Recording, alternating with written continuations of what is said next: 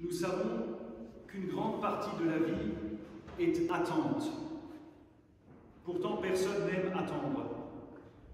Surtout aujourd'hui, à une époque où, grâce à Internet et aux nouvelles technologies, nous avons un accès quasi immédiat à un grand nombre d'informations ou de services. C'est pourtant le thème de ce dimanche Exaudi, la communauté en attente. Bien sûr, cette attente est à comprendre dans la continuité de l'Ascension et dans la perspective de la Pentecôte. Jésus-Christ est monté auprès du Père et promet d'envoyer le Saint-Esprit. L'attente dont il est question ici constitue ce laps de temps entre les deux. L'Église a ritualisé, si l'on peut dire, une chronologie rapportée par l'évangéliste Luc, mais qu'on ne retrouve pas chez ses collègues. Dans l'Évangile selon Jean, par exemple, Ascension et Pentecôte coïncident. Mais peu importe, l'essentiel n'est pas là. Nous sommes confrontés, dans cette attente, à l'incompréhension des disciples, qui est au fond l'incompréhension de tout un chacun face à la mort et à la résurrection du Christ, plus largement face à l'absence du Christ. Que faire maintenant de son message? Que faire de ce qu'il a laissé? Il a dit ces 4 vérités à tout le monde, relativiser tous les pouvoirs, rendu leur dignité aux humbles, contester les dogmes tenus pour acquis, et avant l'heure, Jésus-Christ a affirmé la liberté de chacun, l'égalité de tous devant Dieu et la fraternité qui en découle. Il est logique qu'après sa mort, les disciples se soient posé la question de quoi faire de son enseignement pour en tirer la conclusion qu'il ne fallait pas le laisser tomber aux oubliettes.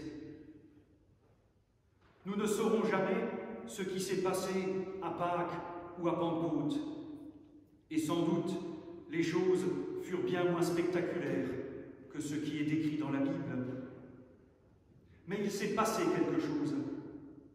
quelque chose de suffisamment sérieux pour que les bras cassés qui accompagnaient Jésus et qui l'ont laissé tomber au moment de son arrestation prennent désormais leur courage à 2 mains pour transmettre son enseignement et témoigner de ce qu'il a changé en eux, de la liberté qu'il leur apporte. Cette expérience est singulière et propre à chacun, mais tous ont vu leur vie changer, renouvelée, vivifiée par Jésus, et ont ressenti le besoin de le dire. Sans doute aura-t-il fallu ce laps de temps entre Pâques et Pentecôte pour encaisser ce qui s'est passé, faire le deuil, méditer, se lever, repartir, en somme, ressusciter. Personne n'aime attendre, parce qu'à une époque de vitesse et d'immédiateté, cela donne l'impression de perdre son temps. C'est alors que Jésus nous rappelle ce matin, à travers l'évangile entendu, que cette attente n'est pas passive. Les disciples ont pris le temps, pour parler comme l'évangile, d'aller à la source, de boire à la source, pour devenir eux-mêmes source d'eau vive. Les grands hommes et les pères fondateurs finissent en général au Panthéon, dans des mausolées, des châsses en or ou des tombeaux en marbre. Jésus, lui, n'est pas un fondateur dont on irait fleurir la tombe ou vénérer les cendres au jour anniversaire de sa mort, en disant « ce fut un grand homme ». Non. Jésus n'a pas été un fondateur comme les autres, et il ne nous encombre ni de son effigie, ni de ses préceptes, ni même de ses reliques. Ce qu'il est convenu d'appeler le christianisme s'est fondé sur un tombeau vide, sur le corps absent de Jésus, mais un Jésus dont la parole et le message révolutionnaire demeurent, un Jésus dont le message se veut source qui féconde un monde aride. Si quelqu'un a soif, qu'il vienne à moi, et que boive celui qui croit en moi. Comme l'a dit l'Écriture, de son sein couleront des fleuves d'eau vive. Jésus dit ici que l'attente, ce qu'il appelle la soif, n'est pas passive.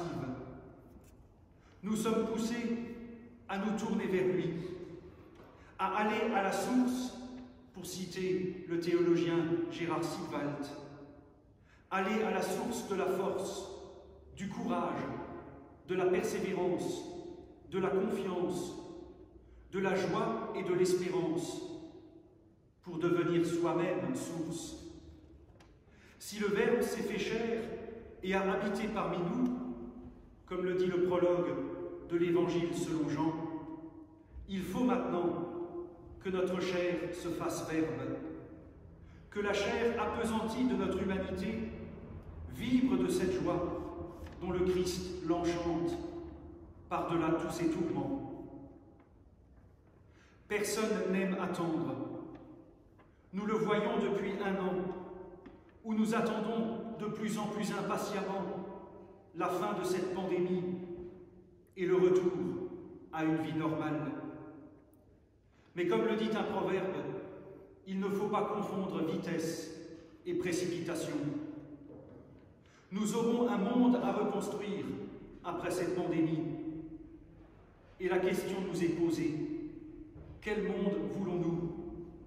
À partir de quoi allons-nous le féconder, l'arroser, le faire fructifier? À partir de quelle source voulons-nous abreuver l'humanité qui sortira de cette pandémie si nous ne voulons pas que l'histoire se répète? L'attente est alors nécessaire pour pouvoir prendre le temps de l'écoute, le temps du silence et de la méditation, pour dans un second temps se laisser envoyer et proclamer que l'humain doit toujours passer avant tout. Nous sommes appelés à prendre le temps de nous abreuver à la source pour devenir nous-mêmes, pour ce monde, comme le dit un cantique, la source qui invente et fait vivre la terre de demain. Désormais, avec l'absence du Christ, nous sommes dans le temps de l'Église, le temps de l'engagement et du service. Nous pouvons produire les signes et les fruits du royaume, justice, liberté, paix, joie et vie nouvelle, parce que c'est par nos mains et par nos soins que le royaume advient, ici et maintenant. Amen.